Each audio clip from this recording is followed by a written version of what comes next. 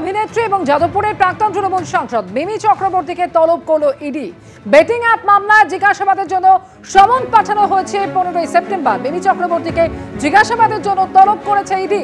16ই September অভিনেত্রী উর্বশী রৌতালাকে জিজ্ঞাসাবাদের জন্য তলব করা হয়েছে। দিল্লির সদর দপ্তরে মিমি উর্বশীকে তলব করেছে ইডি, এমনই সূত্রের খবর। বেটিং অ্যাপ মামলায় এর আগে অভিনেতা অঙ্কুশকে তলব করেছিল ইডি।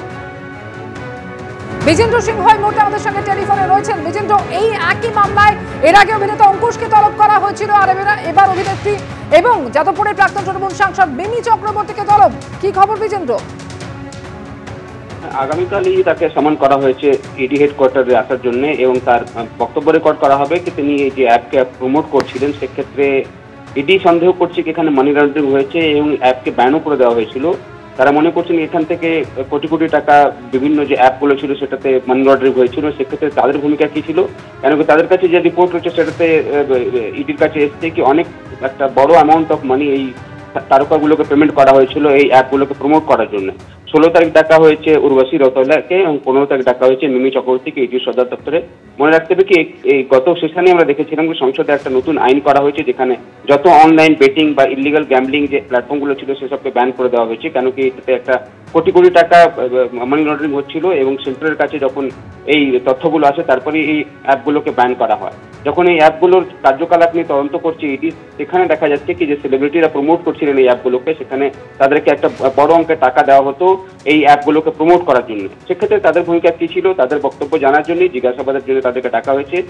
15 তারিখ অর্থাৎ আগামীকাল মিমি চক্রবর্তীকে ডাকা হয়েছে এবং 16 তারিখ ডাকা হয়েছে উর্বশী রৌতালাকে। এর আগে এই ধরনেরই একটা গেমিং অ্যাপের সঙ্গে যুক্ত ছিলেন সুরেশ রায়না এবং শিখার ধওয়ান, তাদেরকেও ইডি সদর দপ্তরে ডাকা হয়েছিল এবং তাদের বয়ান রেকর্ড করেছিল এনফোর্সমেন্ট ডিরেক্টরেট। ধন্যবাদ বিজেন্দ্র। বঙ্গ সফরে প্রধানমন্ত্রী নরেন্দ্র মোদী এবং রাজনাথ সিং কলকাতায় এসে যে মুহূর্তে পৌঁছলেন সেই ছবি আপনাদের সামনে রেখেছি। অরিত্রিক, আমরা কথা বলবো, আমাদের সঙ্গে রয়েছেন আমাদের প্রতিনিধি অরিত্রিক ভট্টাচার্য। অরিত্রিক, জানাও, প্রধানমন্ত্রী এসে পৌঁছেছেন, সঙ্গে আমরা দেখতে পাচ্ছি রাজনাথ সিংকে। দেখো, রাজনাথ সিং ইতিমধ্যেই পৌঁছে গিয়েছেন কলকাতায়, যেটা জানা কিছুক্ষণ পর এসে পৌঁছবেন। তার আসার যে নির্ধারিত সময় সেটা কিন্তু সন্ধ্যাবেলা 6:05 নাগাদ তিনি কলকাতা বিমানবন্দরে আসবেন এবং এখান থেকে তিনি সরাসরি রাজভবনে চলে যাবেন। রাজনাথ সিং প্রতিরক্ষা মন্ত্রী, তিনি আগেই এসে পৌঁছেছেন। আমরা জানি যে আগামীকাল প্রধানমন্ত্রীর যে কর্মসূচি রয়েছে সেই কর্মসূচি অনুযায়ী তার যে মূল কাজ রয়েছে সেটা কিন্তু একেবারেই ডিফেন্স মিনিস্ট্রির একটি প্রোগ্রাম এবং সেজন্যই রাজনাথ সিং ইতিমধ্যেই এসে পৌঁছেছেন। আগামীকাল যেটা হবে সেটা হচ্ছে যে কম্বাইন্ড কমান্ডার্স যে কনফারেন্স হওয়ার কথা সেটা এবছর কলকাতায় হচ্ছে এবং সেখানে কিন্তু যে বিভিন্ন যে আলাদা আলাদা আমাদের সেনা বিভাগের যে উইংগুলো রয়েছে তাদের কম্বাইন্ড একটি আলোচনা সভা প্রত্যেক বছর হয়। এবছরের জন্য তার থিম রাখা হয়েছে year of reforms transforming for the future, এরকম একটি থিম রাখা হয়েছে।